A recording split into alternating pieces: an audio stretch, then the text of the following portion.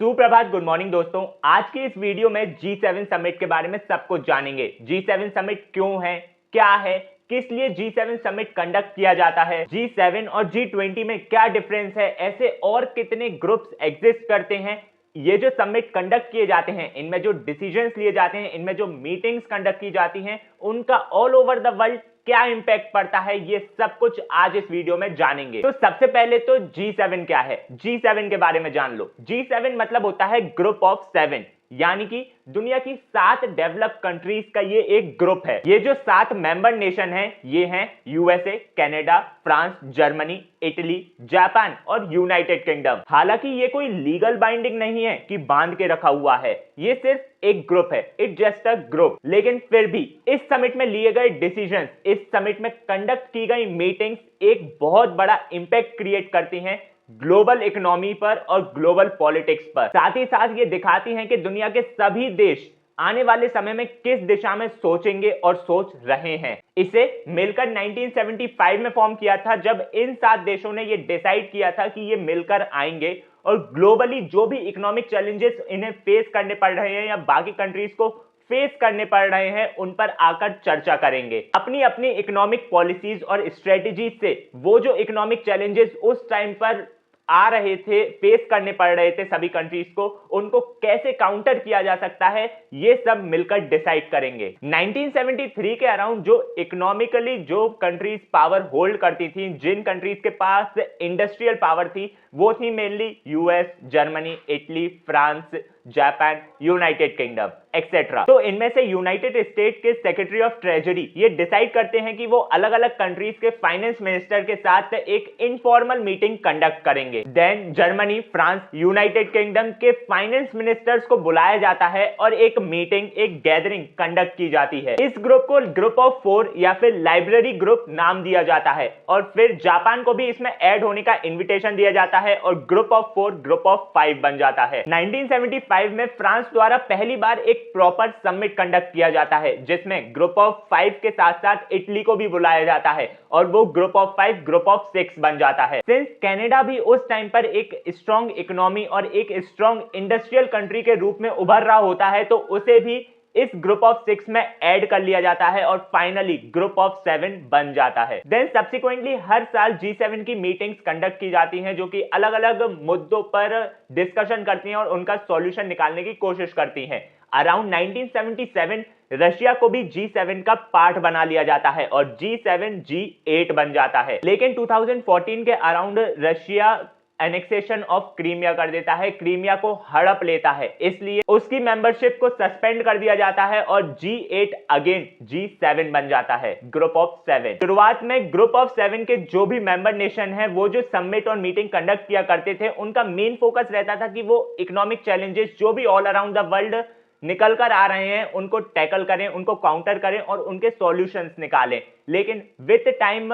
G7 का जो सोचने का नजरिया था, जो उसका काम करने का तरीका था, वो एक्सपांड हुआ। आज G7 के जो भी समिट्स कंडक्ट किए जाते हैं हर साल, उसके जो मेंबर नेशन हैं और जो भी नेशंस उसमें इनवाइट किए जाते हैं उन समिट्स में, वो सब मिलकर ऑल अराउंड द वर्ल्ड जो भी ग्लोबल इकोनॉमिक, जियोपॉलिटिक्स से रिलेटेड, क्लाइमेट चेंज से रिलेटेड, टेक्नोलॉजी डेवलपमेंट से रिलेटेड और ह्यूमन राइट से रिलेटेड जो भी इश्यूज उठ रहे हैं, उन सब पर डिस्कशन करते हैं, उन सब के लिए सॉल्यूशन निकालने के लिए चर्चा परिचर्चा करते हैं। टर्न बाय टर्न G7 के मेंबर नेशंस एक एक कर हर साल इस समिट को होस्ट करते हैं और पूरे साल के लिए एक एजेंडा सेट करते हैं। ये जो समिट्स कंडक्ट किए जाते हैं, ये बहुत ही हाई प्रोफाइल वे में कंडक्ट किए जाते हैं। जो भी मीटिंग्स कंडक्ट की जाती हैं, वो भी बहुत अच्छे से कंडक्ट की जाती हैं। बायलैटरल डिस्कशंस किए जाते हैं। वर्ल्ड वाइड जो भी प्रॉब्लम, जो भी इश्यूज मेनली उभर कर आ रहे हैं, उन पर डिस्कशन और डिबेट किया जाता है। इस साल 2025 में जून में G7 समिट कनाडा द्वारा होस्ट किया जा रहा है, कंडक्ट किया जा रहा है। इसलिए रिसेंटली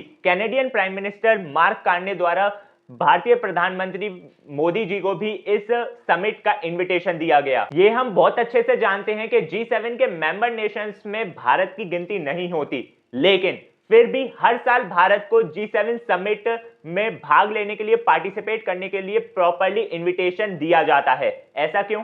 पहला रीजन है कि भारत एक बहुत तेजी से उभरती हुई आर्थिक महाशक्ति है। इकोनॉमिकली भारत बहुत तेजी से ग्रो कर रहा है। भारत दुनिया की चौथी सबसे बड़ी इकोनॉमी बन चुका है और ग्लोबल सप्लाई चेन में भारत एक बहुत इंपॉर्टेंट रोल प्ले करता है। G7 के जो मेंबर नेशन है वो ये बहुत अच्छे से जानते हैं कि कोई भी ग्लोबल इशू हो, चाहे वो इकोनॉमिक चैलेंज हो, क्लाइमेट चेंज हो, ह्यूमन राइट से रिलेटेड कोई इशू हो या फिर कोई भी चैलेंज हो ग्लोबली, उसका सॉल्यूशन निकालने के लिए भारत का पॉइंट ऑफ व्यू होना बहुत जरूरी है। भारत दुनिया की सबसे बड़ी डेमोक्रेसी है और G7 के जो मेंबर नेशन हैं वो खुद डेमोक्रेसी और ह्यूमन राइट्स के फेवर में बात करते हैं। साथ ही साथ हमारी पॉपुलेशन, दुनिया की सबसे ज्यादा पॉपुलेशन लेके हम बैठे हैं, तो ऑब्वियसली भारत जो बोलेगा, क्या बोलेगा, भारत का पॉइंट ऑफ व्यू बहुत ज्यादा इंपॉर्टेंट हो जाता है ऐसे समिट्स में। बाकी और भी रीजंस आ जाते हैं कि इंडिया को क्यों इनविटेशन दिया जाता है। इंडिया की इकोनॉमिक स्ट्रेटेजीज अच्छी हैं, इंडिया की जियोपॉलिटिकल पॉइंट ऑफ व्यू जानना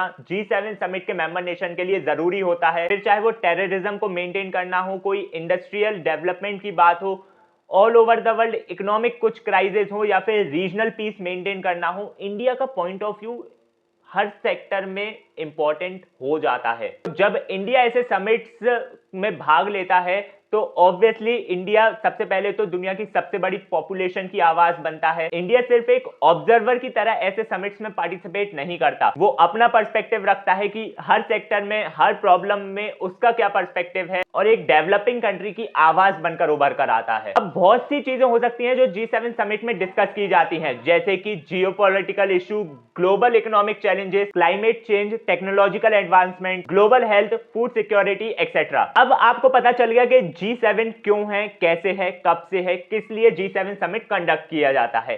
लेकिन आपने सुना होगा कि G20 भी होता है, तो अब G7 और G20 में क्या डिफरेंस होता है? जो सबसे बड़ा डिफरेंस आता है वो आता है नंबर ऑफ मेंबर नेशंस में, यानी कि G7 मतलब ग्रुप ऑफ 7, दुनिया की 7 developed, economically developed, industrialised 7 countries, और G20 का मतलब होता है ग्रुप ऑफ 20। इंटरेस्टिंग बात यह है कि G20 में जो G7 के मेंबर नेशन हैं वो तो आते ही आते हैं, लेकिन साथ ही साथ 12-13 और भी नेशंस हैं जो मिलकर उन 7 नेशंस के साथ मिलकर G20 बनाते हैं। G20 के मेंबर नेशंस की बात करें तो India, China, Brazil, south Africa, south Arabia, Argentina, Australia, Indonesia, Mexico, south Korea etcetera. और लास्ट ईयर जब इंडिया ने G20 समिट को होस्ट किया था, तब इंडिया की प्रेसिडेंसी के अंडर अफ्रीकन यूनियन भी परमानेंट मेंबर बन गया था G20 का। और अगर डिफरेंस की बात करें G7 और G20 के बीच, तो यह देखा जा सकता है कि G7 मोस्टली या फिर स्टार्टिंग से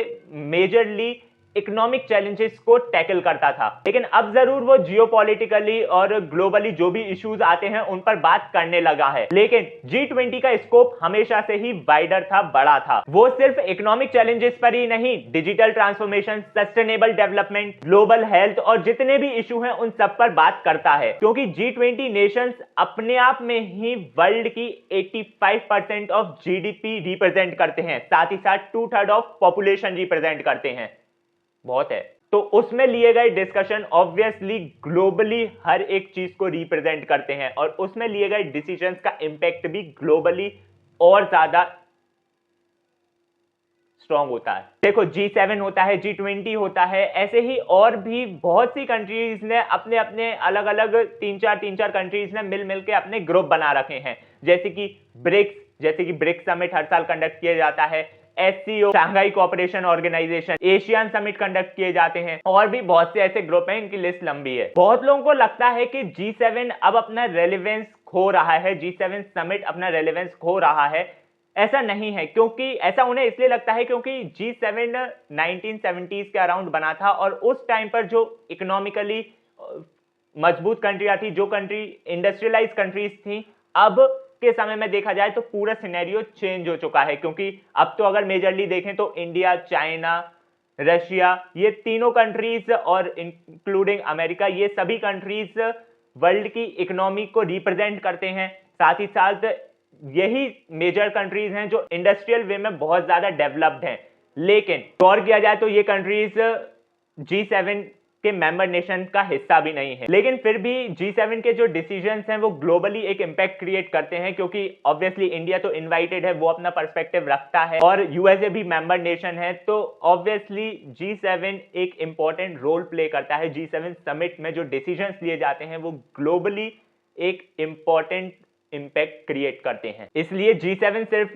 ग्रुप ऑफ 7 कंट्रीज नहीं है, ये एक समिट है जहां पर दुनिया के मेजर पावर्स आकर वर्ल्ड वाइड हो रहे जो भी चैलेंजेस उभर कर आते हैं उन पर चर्चा करते हैं, उनको डिस्कस करते हैं, उनके सॉल्यूशंस निकालने की कोशिश करते हैं। होप सो आपको समझ आया होगा। ऐसी ही और जानकारी के लिए बने रहिए, साथ में बनेंगे होशियार।